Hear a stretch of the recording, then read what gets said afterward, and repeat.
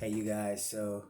I hope you guys are doing great today. I just wanted to start this video, and basically, I'm just going to be talking about the introduction to wildland firefighting. I know that I was just briefly talking about Job Corps and how you can use that avenue to actually start wildland firefighting, but there are other alternatives to become a wildland firefighter. So first, you have to have like all your documentations and your paperwork, and you have to be certified through the NIMS um, production. So you need your IS 700, you need your ICS intro to IC incident command, you need your L180 in human factors into the wildland fire service, you need your S130 firefighter training, and you need your S190 introduction to wildland fire behavior. So, and if you are advanced and you've been in this thing for a while, you can do your S230, which is crew boss, and your S290 is intermediate.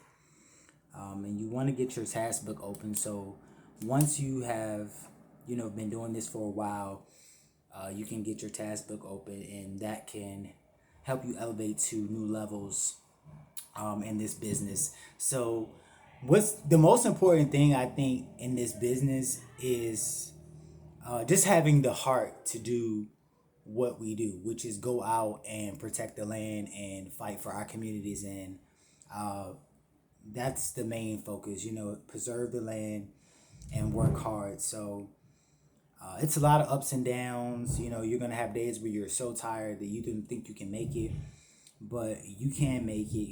It may be something for you, it may not be something that you like. But yeah, plan to be out for months at a time and also weeks at a time too. You'll have a R&R, which is a break, which is a 2-day break, and that will give you some time to rest. So usually you do a 14 track, and that means you serve for 14 days. And so it could be very intensive because it's hot, you're carrying a lot of weight, and it's a lot of work. So yeah, but you can do like Indeed, Craigslist. They have third party contracts that actually have job openings. They're always looking for people to train. You can also go in through the USDA and BLM, which is the Bureau of Land Management. What else do I? So there's plenty of options the way to get in. So once you get in and they say, hey, you've been invited to the training, then you have to pass all those certs that I gave you, and then you have to do a pack test for 3 miles with 45 pounds under a certain time limit. And I believe the time is, 45. I want to say like 35 to 45 minutes. So be mindful, the better your score is. It really doesn't really matter, but you want to have a good time and on your run, because that's gonna explain like how fit you are. So that's important. What's really important is have like your pack. Like, what do you want to have? Like, you have your personal pack, but try to travel as light as possible. You don't need a lot of stuff. You need your tent, your sleeping bag, a nice little blanket that you could throw over. Maybe you have like a water bottle, canteen, whatever you need to suffice you through the time. Maybe you like books, bring a book with you, your iPod, your phone. A lot of people use their phone these days. But there are options for you. So you got to make things work for you.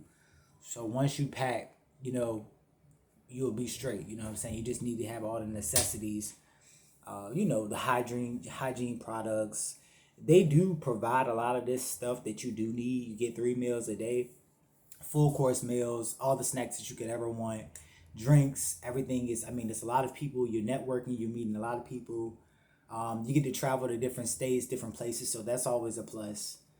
And the work is great, and the people are normally like very nature, outdoors, friendly, easygoing people. So you won't have to worry about that for the most part. So things that really was hard for me to really intake was just the heat. You know what I'm saying? It is just so hot out there, you know, and then working those long hours. Sometimes you might work in the night and the day. So depending on how it go. I like working in the night because it's less hot, but then it cools down, but then you have the heat to keep you warm if it gets too cold, because in the west it gets really cold. So it's just the temperature really changes, which is cool. So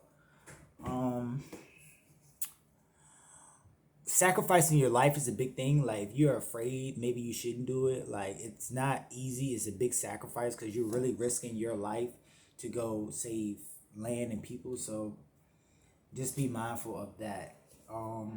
So I think I pretty much summed it up. Anything else I could think about? I don't know what else I could say about it. But yeah, so introduction to wildland firefighting.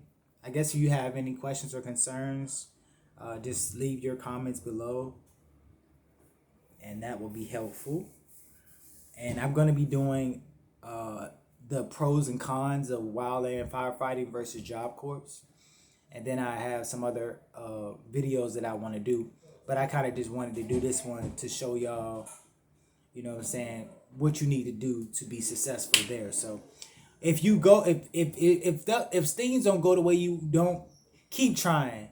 Find some place that will like you and accept you. You know what I'm saying? There are going to be places that turn you down, maybe because of the way you look, or maybe because it's the way you act, or maybe because of your intelligence level. You know what I'm saying? There's plenty of reasons why people don't necessarily are fond of you, but it's okay. You have to work around that, work with it. Whatever it is that, you know, that may make those people charge, try to figure it out and fix it. If you can't, then, I don't know, move on or figure something out.